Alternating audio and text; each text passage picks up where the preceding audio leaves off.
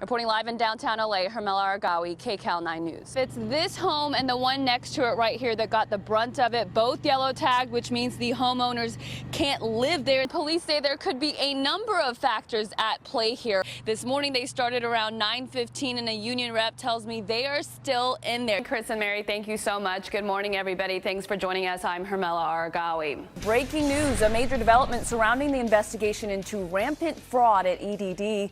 It's all gone. Everything is gone. This rubble is all that's left of Mardell Sakemiller's home of more than 35 years.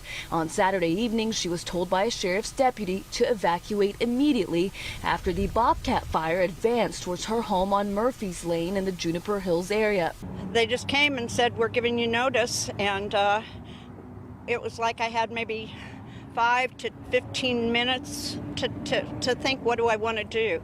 It was just like an out-of-body experience. Pictures, all I grabbed was pictures of my mom, my brother and I when they were alive, my husband when he was alive, that was on my mantle. The 76-year-old grandmother of 10 is now living in her RV on this Palmdale Lowe's parking lot. I've lost everything except this and my car and my life. What makes matters worse, Sakemiller didn't have insurance on the home. She says it lapsed at some point after her husband's passing years ago.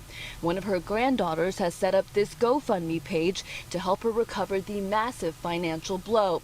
And Sakemiller's daughter Cindy is supporting her mother as she also mourns the loss of her childhood home. It's like a death.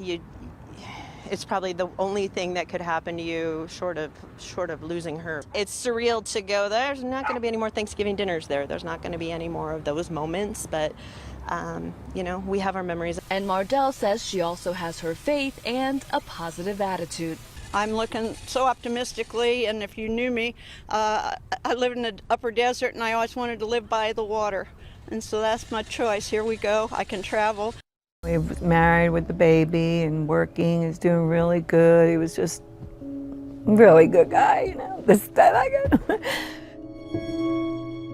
Becky Mealy recently spoke exclusively to CBSN Los Angeles about the brutal attack that took her oldest son's life and, as she says, destroyed her family.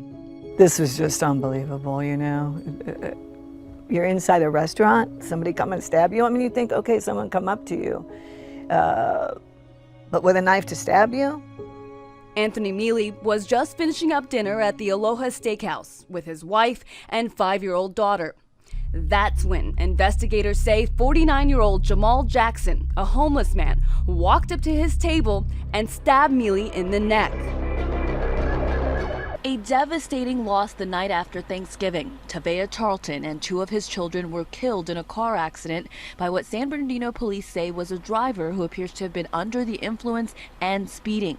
Police say 23-year-old Brandon Jaquez Perez of Bloomington was arrested for gross vehicular manslaughter while intoxicated. I'm feeling numb.